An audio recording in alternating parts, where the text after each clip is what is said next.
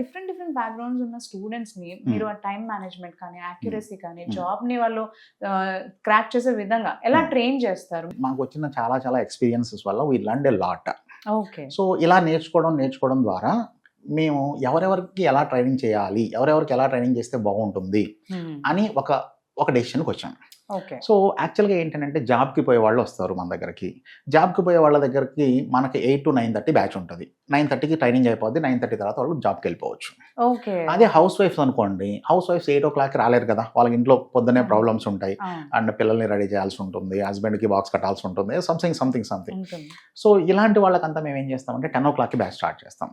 So వాళ్ళు 10 to 11:30 వాళ్ళ పనులని చేసుకొని బ్యాచ్కి రావచ్చు. 10 to 11:30 అలా వాళ్ళకి బ్యాచ్ స్టార్ట్ చేస్తాం. ఓకే.